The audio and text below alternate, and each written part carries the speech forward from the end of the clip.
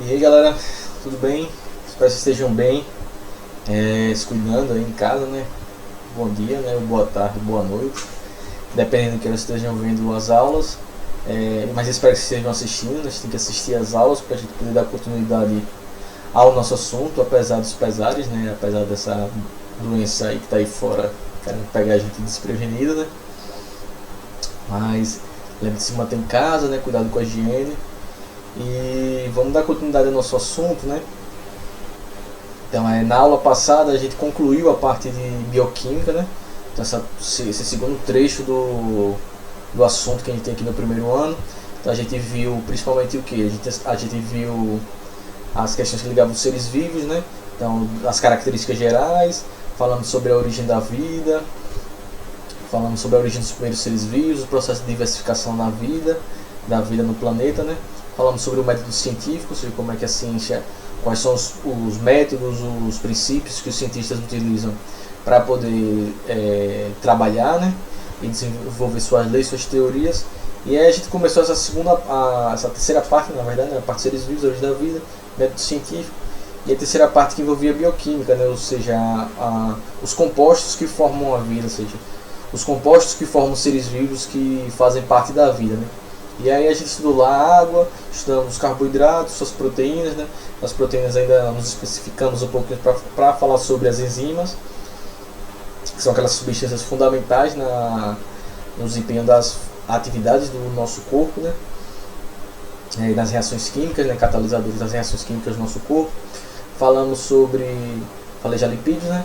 Falamos sobre os sais minerais, as vitaminas. E falamos sobre terminamos, né, concluímos a parte de bioquímica falando sobre os ácidos nucleicos, né?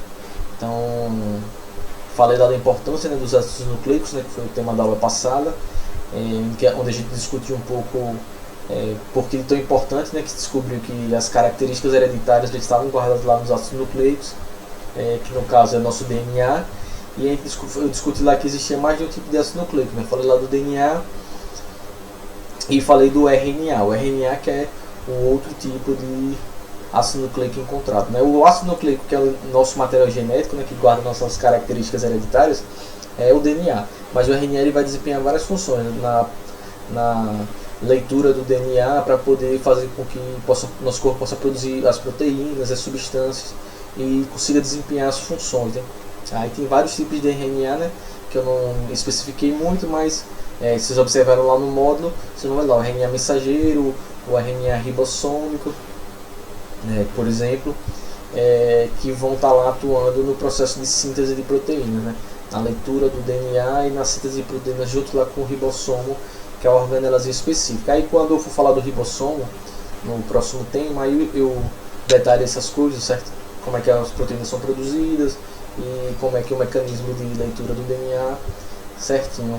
Eu pego uma aulinha pra gente falar um pouquinho mais específico sobre isso, que a gente já vê junto, né?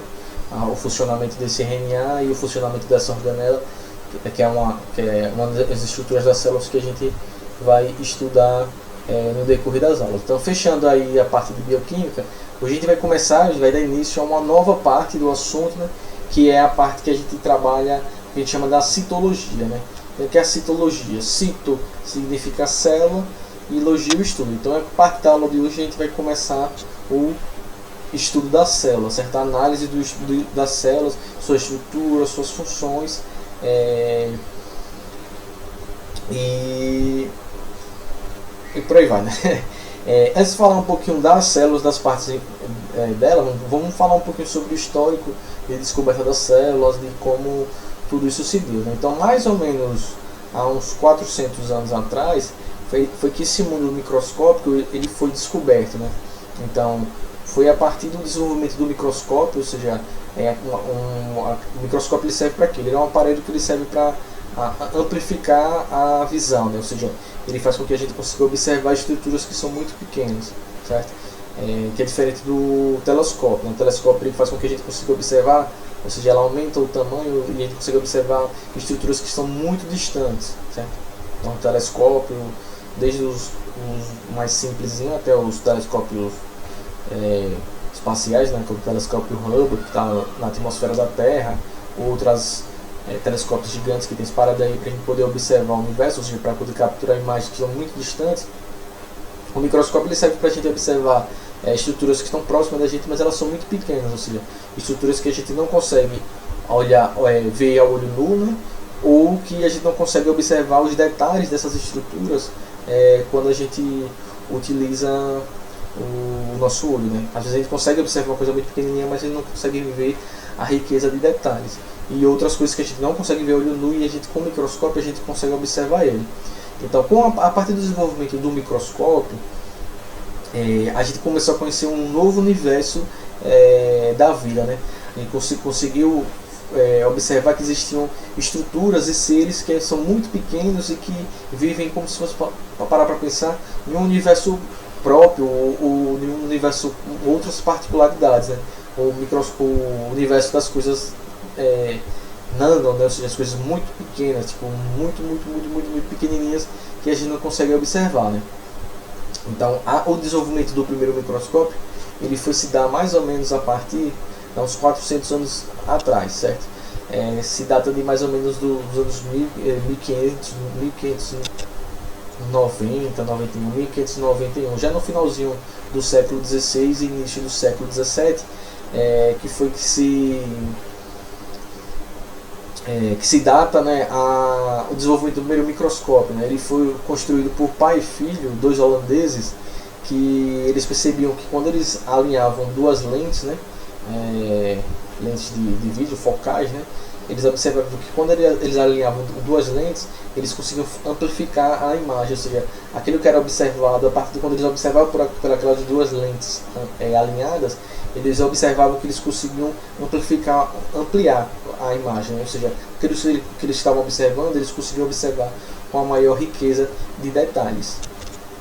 Então, eles pegavam essas lentes, né, dentro de um tubo, e eles conseguiam perceber que isso poderia ser feito, né? Então, foi o pai e filho, né, que eles eram oculistas, não sei se oculista é o termo. Eu sei que eles fabricavam óculos, né? Oculista que fabrica óculos, né? Oculista. Então eles pegavam essa lente desse tubo, né? Então, e eles observavam que eles conseguiam fazer essa amplificação. Lá eles desenvolveram isso aí em 1591, né? Isso aqui data da criação, por aí, 1591, que data a criação do primeiro microscópio, né? Que seria essa estrutura que foi criada por esses dois oculistas, né? Pai e filho, que era o Zacarias Hans é o pai, Zacarias Janssen e o Hans Janssen, né, que é pai e filho dos holandeses, né, oculistas. Então Zacarias e o Hans Janssen, eles que foram os responsáveis pela criação do primeiro microscópio, bastante simples, por óbvio, né?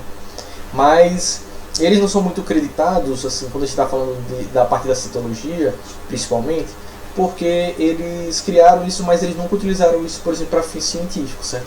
Eles criaram o microscópio e tal, acabaram construindo eles, já que eles trabalhavam com lentes, mas eles não usaram isso, por exemplo, para observar absolutamente nada, né? Então eles não são muito creditados. O primeiro sujeito a ser creditado é aquele cara que a gente falou quando a gente estava falando sobre a origem da vida, não sei se vocês lembram, esse sujeito aí que tem esse nome particular, né? Então o Anthony, ele é holandês também. Então esse Anthony von Leeuwenhoek, ele foi o primeiro, ele desenvolveu, né, o microscópio, ele continuou trabalhando naquele microscópio. Ele nasceu em 1632 e morreu em 1723.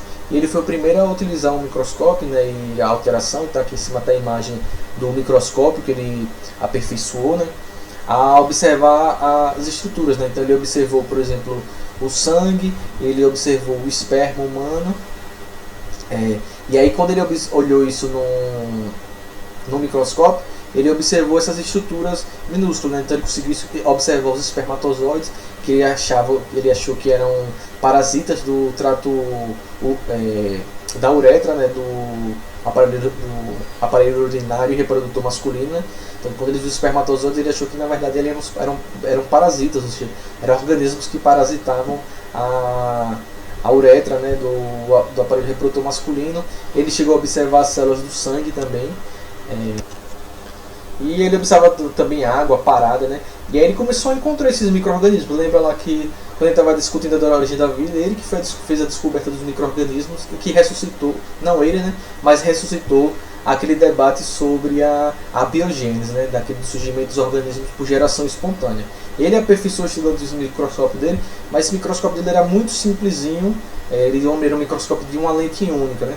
Mas ele já conseguiu observar os espermatozoides, as células do sangue, né? Os glóbulos vermelhos, de forma bem rudimentar, mas ele ainda não entendia, eles achavam que eram organismos vivos, né? Por exemplo, ele não entendia que tanto os espermatozoides como os glóbulos vermelhos, eles na verdade eram células que faziam parte do nosso corpo. Esse entendimento de célula, ele ainda não existia, certo? Não tinha esse entendimento que a gente era formado por unidades menores, por exemplo. Que todo ser vivo é formado por essas unidades menores que compõem a célula. O primeiro cientista que veio a fazer isso foi esse outro sujeitinho aqui embaixo, veja como eles são as pinturas dele, né, pessoas maravilhosas, é o Robert Hooke. Então Robert Hooke, ele era contemporâneo do Leeuwenhoek, que ele nasceu em 1635 e morreu em 1703, ou seja, mais novinho, morreu mais jovem. Ele já criou, deixa eu sumir aqui para vocês verem melhor, ele já criou um microscópio mais aperfeiçoadozinho que apresentava aqui uma série de lentes, certo?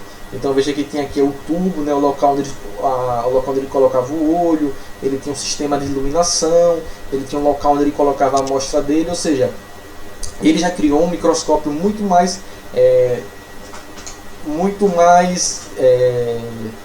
aperfeiçoado, ou seja, que tem uma capacidade de ampliação e de amplificação muito maior.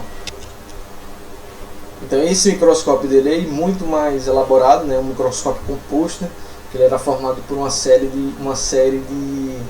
de lentes, né? Então aí ele já trouxe esse aperfeiçoamento, né? Então lá por volta dos anos de 1666, né? No ano 60 do século 17, 60, 63 por aí, ele foi mostrar para a comunidade científica esse microscópio que ele tinha construído e ele tinha aperfeiçoado, né? E aí ele pegou estrutura de musgo, né? Musgo, né? Aquelas plantinhas, as briófitas, plantinhas pequenininhas. Depois ele foi lá mostrar a estrutura da cortiça, né? Que é da casquinha da madeira, olha. Então aqui tá, olha, ele pegou aqui a cortiça, que é essa parte mais da casquinha da madeira, e aqui está a imagem que ele observava no microscópio. Então ele começou a observar na cortiça que ela era formada, né, na turma de vocês que tem aquela pessoa que tem problema com bolinhas não, né? Se for, adianta aí o vídeo. Então ele observou que existia na cortiça, ou seja, na casca da madeira de plantas, né?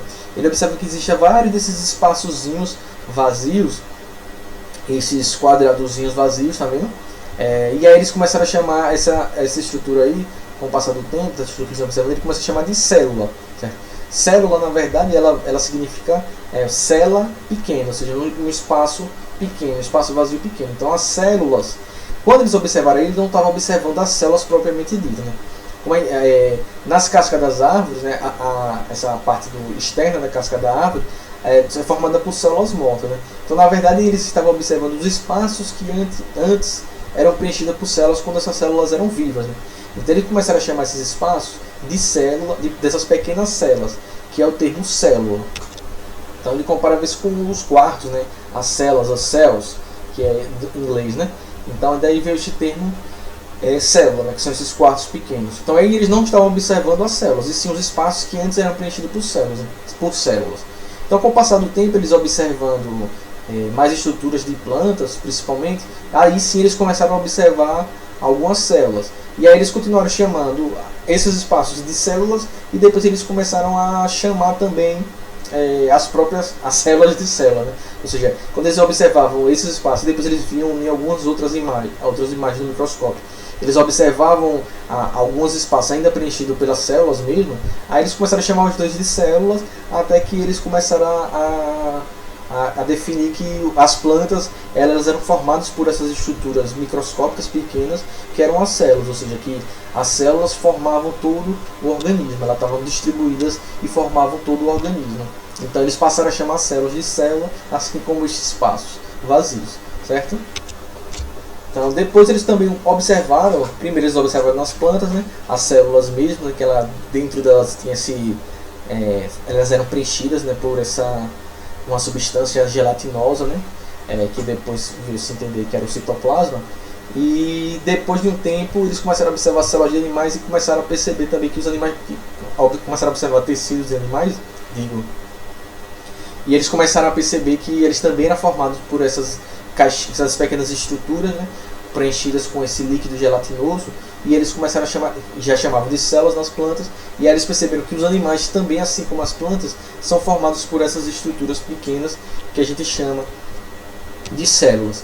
Então é daí que foi fundamental Robert Hooke nessa estrutura, certo? Em meados do século XIX, dois sujeitinhos, tinham outros sujeitos, mas esses dois naturalistas aí, o Schneider e o Schwann, eles foram responsáveis por criar aquilo que a gente chama da teoria celular, certo? Então eles também, a cara desses sujeitos, né, sujeitos bem simpáticos, né, Schneider e Schwann, aí pode falar a teoria celular ou a teoria Schneider-Schwann. Então a teoria Schneider-Schwann é a teoria celular. Então aqui embaixo, por exemplo, tem alguns exemplos de estruturas celulares que eles observavam, né, desde a notocorda dos peixes, as estruturas celulares do embrião de girinos, a musculatura de sapos, ou seja, aqui estão exemplos de várias células que esses sujeitos eles observavam, né? Então veja que eles vieram um pouco tempo depois do Robert Hooke, né? Aqui já no século XIX, no início, né, dos anos de 1800 e pouquinho, um bom tempo, né, uns séculos depois dos estudos, e aí eles vieram desenvolver aquilo que a gente chama da teoria celular. Então, uma das primeiras coisas que eles conseguiram observar e eles propuseram, né, na teoria celular era que todos os seres vivos são formados por células. Ou seja, à medida que eles iam estudando muitas plantas, vários tipos de animais, né, répteis, anfíbios, peixes, mamíferos, eles iam observando que todos os seres vivos, até os seres vivos microscópicos, todo ser vivo que eles iam observando, eles viam que todos os seres vivos eles tinham células. Então, um dos primeiros pressupostos que eles definiram foi esse, que todos os seres vivos são formados por células, né? Então, é um dos pressupostos da teoria celular, né? Então, todo ser vivo é formado por células. Então, em sua totalidade. Então, uma das coisas fundamentais da vida é essa, que os seres vivos têm célula. Então, um dos princípios da teoria celular é que todos os seres vivos são formados por células. À medida que eles continuavam observando, tanto eles quanto outros cientistas, como o Alexander Fleming, que é o que desenvolveu a penicilina, e outros cientistas, eles estudavam as células, as estruturas celulares, o comportamento das células, e eles observaram o quê? Que todos os seres vivos eram formados por células, e eles entenderam que a célula ela era a unidade básica da vida, ou seja, isso era um outro pressuposto da teoria celular, que ela era a unidade básica da vida, ou seja, a célula era nas menores partes do corpo, e ele dizia, por que eles diziam que era a unidade básica da vida? Porque o entendimento era que a partir do funcionamento das células, ou seja, à medida que as células iam funcionando, à medida que as células iam desempenhando seus papéis no organismo, elas faziam com que todo o organismo funcionasse, certo? Então, sem o funcionamento das células, sem o metabolismo das células, sem a atuação das células, aquele ser vivo ele ou poderia morrer, né, ou ele poderia ter uma série de problemas ou de dificuldades de funcionamento. Então, para eles, a célula é a unidade básica da vida. Ou seja, sem a célula não há vida. Sem a célula, o ser vivo ele não funciona, ele não sobrevive, certo? Ele não tem como viver. A vida depende das células. Então eles falavam, todos os seres vivos são formados por células. Então, as células são a unidade morfológica, ou seja, a unidade que forma a vida, que forma os seres vivos. E as células...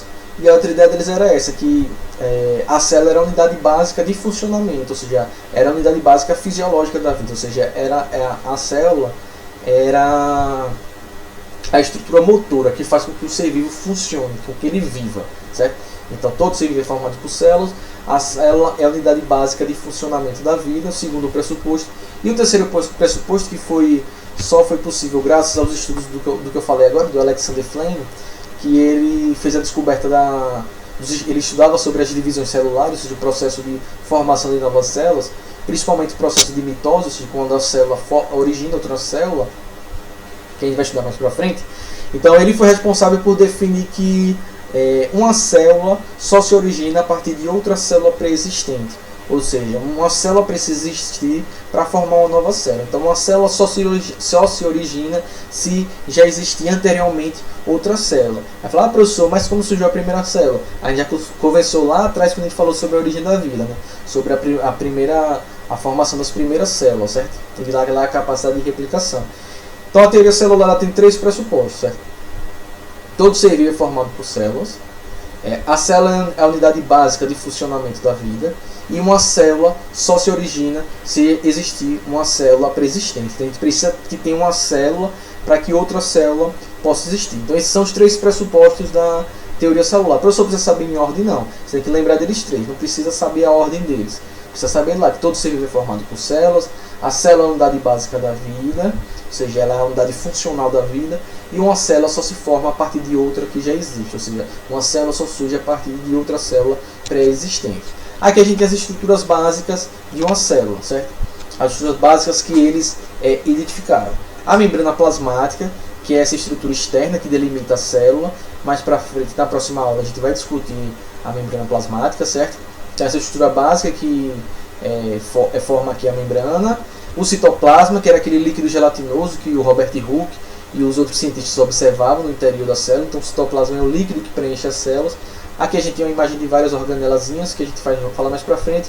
E eles observaram que tem essa estrutura central aqui, maiorzinha, que era o núcleo, que era onde a gente sabe hoje em dia onde fica guardado o nosso material genético. Mas na época eles não sabiam disso, porque eles ainda não conseguiam uma ampliação tão grande para poder entender que ali dentro estava o material genético.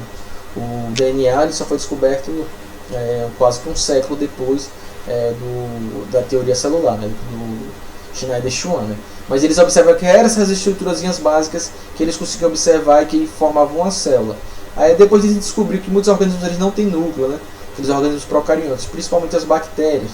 Mas eles ainda não conseguiam nessa época observar as bactérias porque elas eram muito menorzinhas do que uma célula, por exemplo, de uma planta ou de um animal, certo? Mas essas eram as unidades aqui. Isso aqui é o que entra naquele dilema dos vírus, né? Se os vírus são um ser vivo ou não. Como os vírus eles não têm nenhuma dessas estruturas, eles não apresentam membrana plasmática, citoplasma, muito menos núcleo, muitos cientistas eles vão dizer que os vírus na verdade eles não são seres vivos, né? Outros cientistas eles defendem que os vírus são seres vivos, porque apesar de eles não terem essas estruturas básicas das células, eles apresentam material genético, né? Alguns têm DNA, outros têm RNA, outros até têm o DNA e o RNA, né? Que é o caso do citomegalovírus. E apesar de eles não terem essa estrutura celular, eles têm o material genético, né? E eles também conseguem realizar metabolismo e eles conseguem se reproduzir, ou seja, eles conseguem se replicar. Mas eles só conseguem realizar metabolismo e se replicar se eles invadirem as células de outros seres vivos, né? Então os vírus eles são organismos que a gente classifica como parasitas intracelulares obrigatórios, ou seja, eles precisam invadir as células de outros seres vivos para poder se replicar, para poder se multiplicar, né? Então aí é um dilema que existe, né? Tem alguns cientistas que defendem que os vírus não são seres vivos pela ausência das estruturas básicas da célula, e outros que defendem porque eles têm material genético e eles conseguem se replicar e realizar metabolismo quando eles invadem as células de outros seres vivos, certo? Estamos aqui a estrutura básica de um microscópio óptico simples, né? Então aqui a gente coloquei aqui 2 imagens para você ver observadas de um microscópio óptico simples. Aqui tem aqui em azul os espermatozoides, né? A estrutura dos espermatozoides observada no microscópio óptico simples. E aqui a gente tem as imagens aqui em cima da minha cabeça, as imagens das hemácias, né? Dos glóbulos vermelhos do sangue, que estão também são observados aí a partir de um microscópio óptico simples. Então lá em cima na diagonal aí tem as estruturas, né, do microscópio, um microscópio simplesinho. Então em um lá tem a lente ocular, né, que é a lente onde você vai encaixar os seus olhos para você observar a imagem, né, do microscópio. Em 2 tem o tubo canhão, né, que é o tubo por onde a imagem vai passar para você chegar até a lente ocular. Em 3 é o revólver, que a gente chama de revólver, o tambor, que é o local onde as lentes objetivas vão se encaixar, né? As objetivas, que são as lentes objetivas, que está ali representado por 4, que se prende no tambor, são as lentes que vão aumentar, né? Então você tem a lente de 5 vezes, 10 vezes, 50 vezes, 100 vezes, né? Até de aumento. Então são as lentes de aumento. Então quanto mais você vai aumentando, maior foco você vai dando, né? Quanto mais a lente você vai utilizando. A platina ou a mesa vai ser o local onde você vai colocar a estrutura que você quer observar, né? Então você coloca numa plaquinha de vidro ou em uma lâminazinha de vidro, sei lá, uma gotinha de sangue para observar as hemácias, por exemplo. Essas plaquinhas a gente pode fazer um tratamento, né? Ou seja, jogar alguns corantes para que algumas partes da célula peguem cor e a gente consiga observar as células melhor, né?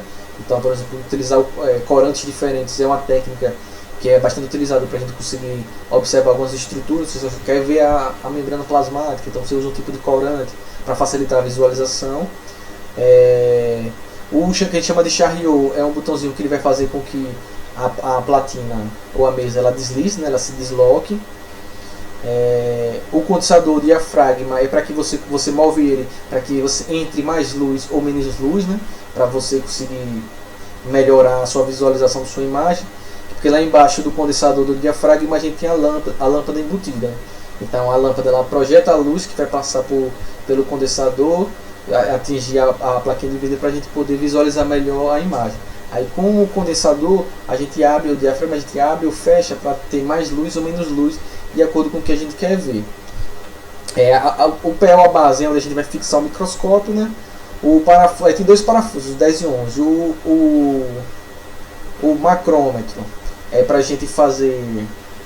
Os dois servem para a gente focalizar a imagem de acordo com a lente, certo? Que a gente está observando. O macrômetro é para a gente fazer focalizações maiores e o micrômetro é para a gente ajustar o foco, né? Ou seja, para o micrômetro você faz o ajuste mais refinado da imagem que você está observando. E eu pulei lá o braço, é a estrutura que prende a base, né, do microscópio ao revólver, o tambor e o canhão e as lentes. Então aqui está a imagem. Esse é imagens que a gente está vendo simplesinhas em um microscópio óptico mais normal, mais convencional, certo? Então tá aí as hemácias. A gente também tem os que a gente chama de microscópios eletrônicos. Os microscópios eletrônicos eles já têm uma capacidade de amplificação tipo milhares de vezes superior a desses microscópios ópticos mais simples, né? Aí a gente tem os microscópios ópticos de 2 tipos básicos. O microscópio eletrônico de transmissão, né, que ele utiliza as fontes, esses feixes de elétrons, né, que atravessam a imagem para formar uma imagem. E a gente também tem o microscópio eletrônico de varredura, que ele forma mais imagens em 3 dimensões, né, imagem 3D. Ele é o de varredura, ele é muito indicado quando a gente quer observar a estrutura de sólidos, né? Então organismos muito pequenininhos ou conseguir um nível de detalhamento muito grande, por exemplo, de algumas estruturas de alguns organismos pequenos, né? De alguns insetos, por exemplo. Vocês botarem no Google, você vai ver uma série de imagens de, por exemplo, de aranhas no microscópio eletrônico de varredura, né? A diferença é essa. Então, o de transmissão ele vai lançar esses feixes de elétrons, mas assim, se você tiver mais coisas mais simples, né? Por exemplo, para você observar células ou estrutura de líquidos, e que você não tenha necessidade de fazer uma imagem de 3 dimensões, em 3D. Já o de varredura ele é indicado para isso, né? Então, aí está aí a estrutura do microscópio eletrônico, né? Então ele tem lá uma fonte onde ele começa a disparar esses elétrons, tem uma fonte de elétrons, então eles disparam esses elétrons para atingir a amostra e você conseguir formar essa imagem a partir disso aí, né? Então você tem essa coluna grande, né, em alto vácuo, ou seja, para você não ter nenhuma interferência no disparo dos elétrons. Então geralmente usa um tungstênio, né, uma faixa de tungstênio, dispara esses elétrons, tira esse vácuo total, ou seja, tira esse ar, e ele vai passando por essas lentes e por esses condensadores, essas bobinas, e ele forma um poderoso campo eletromagnético aí dentro É uma estrutura tipo complexíssima, certo? Mas o que é interessante vocês saberem é que ele tem uma resolução tipo, de muitas vezes maior do que a de um microscópio normal, óptico normal. Aqui, por exemplo, é a imagem de uma célula, certo? Então a gente consegue ver aqui uma célula, a estrutura de uma célula. Veja como a gente consegue observar as estruturas com a maior riqueza de detalhes dessa célula. A gente comparar, por exemplo, com a imagem anterior da imagem, né? Então veja aqui que a gente consegue observar as estruturas, consegue observar esse círculo preto maior no interior, que é muito provavelmente o núcleo da célula, e essas manchinhas pretas no interior com certeza são organelas dessa célula, certo? Então se a gente observa aqui, e, por exemplo, compara aqui, olha aqui, a resolução máxima de um microscópio óptico de uma imagem, ou seja, a gente só consegue observar a membrana plasmática, consegue observar que tem um líquido no interior, mas a gente não consegue fazer a diferenciação dessas estruturas. Nesse caso aqui, veja que a gente consegue observar, olha, bastante as estruturas internas da célula, ou seja, as estruturas que são menores do que a célula propriamente dita, certo? Então aqui só para trazer um pouquinho do histórico da descoberta da importância do microscópio para a citologia, da descoberta das células, a estrutura básica das células, eu falei um pouquinho da teoria celular e expliquei um pouquinho desses microscópios, né? Então na próxima aula a gente começa a falar das estruturas da célula propriamente dita. Espero que vocês tenham entendido. Se faltou alguma coisa, se vocês não entenderam, vocês me mandem as dúvidas que eu vou prontamente responder vocês, certo? Então fiquem bem, tchau e até a próxima videoaula.